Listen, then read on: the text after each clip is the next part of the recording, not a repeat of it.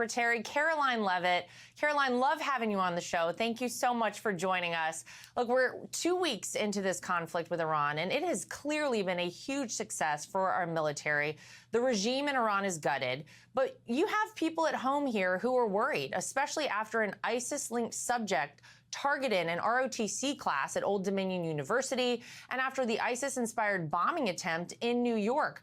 So how is the administration addressing these type of threats, especially with DHS shut down right now? Okay, time to make up some bullshit.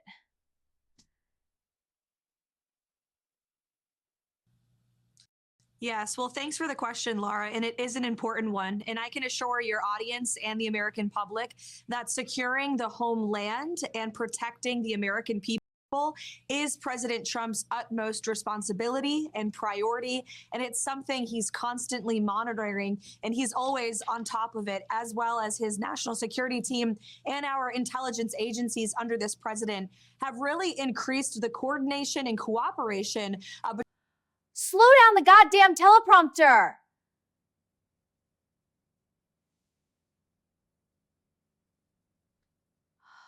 between the federal government and local law enforcement across the country. We see this level of cooperation not just at the southern border, but also with intelligence sharing. The president has launched these task forces across the country, again, to ensure that the federal and local law enforcement agencies are working together. And it's why it's more imperative than ever that Democrats on Capitol Hill stop playing partisan games with our nation's homeland security and fund the Department of Homeland Security, which once again, it's the Democrats' fault.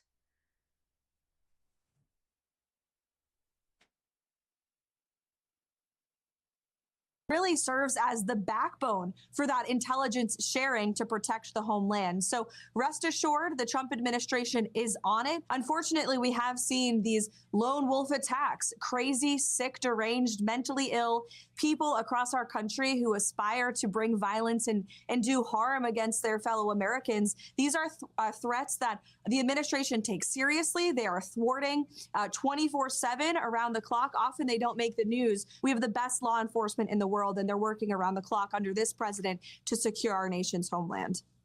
Yeah, it's a great point, Caroline, that oftentimes we don't hear about the things that were thwarted, the attempts to injure people, harm Americans that didn't come to fruition, thank goodness, because of our great law enforcement here in America. Right. I also want to talk about the attack at a synagogue in Michigan. Local officials, Caroline, said that the suspect's family members may have been killed by an IDF strike in Lebanon, inferring that this may have been some sort of a retaliation. What is your reaction, though, overall, to another incident of anti-Israel, anti-Semitic violence? Well, this was most certainly, as the FBI has declared, a targeted hate crime against the Jewish community. It's completely unacceptable. The president and the entire administration condemn this type of violence, this anti-Semitic hate towards Jewish Americans wholeheartedly. It's about time.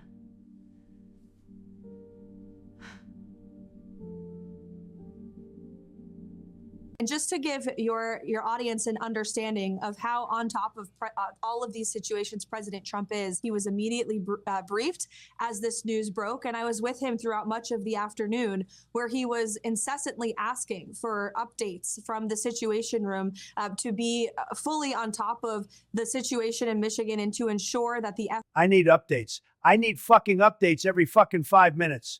I need updates, make that every 3 minutes. Every 3 minutes, I need don't fuck around. FBI and federal authorities were doing all that they can to respond. So again, this is a president who is always monitoring what's happening across our country and ensuring that the proper authorities are taking action to address these situations. The FBI will continue to investigate, and we'll learn more about the perpetrator in the coming days, who is now deceased. And again, this will hopefully be a learning lesson for federal and local law enforcement to continue to work together to identify future potential threats that may be similar to this one moving forward.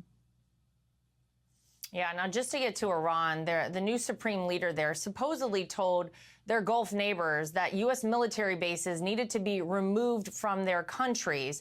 And another surviving senior leader addressed President Trump on X, writing, watch out for yourself lest you be eliminated. So it's pretty clear this regime is trying, Caroline, to reestablish itself.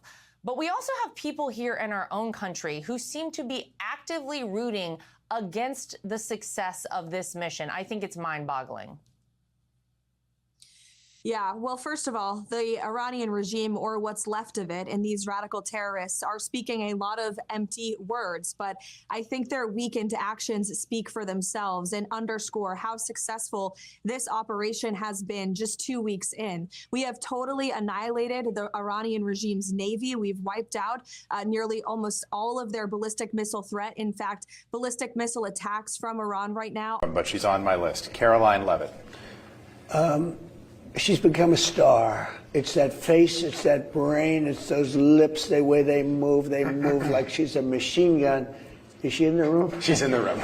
She's a star, and she's great. She's a great person, actually, but she's I don't think anybody are down 90%. Their drone capabilities are down 95%.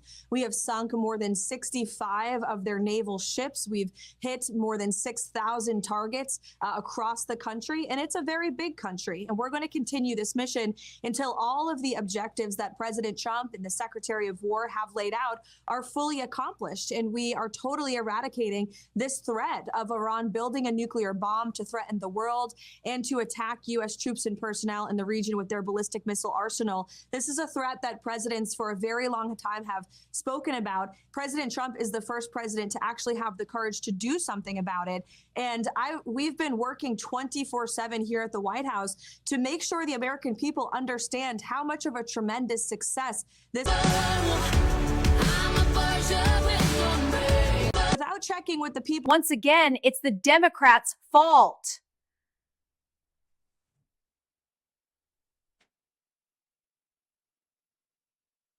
I'm not going to start a war. I'm going to stop wars. No more wars, no more disruptions. We will have prosperity and we will have peace. Under Trump, we will have no more wars, no more disruptions, and we will have prosperity and peace for all. I am the candidate of peace. I am peace. You lied to me. Donald Trump is here.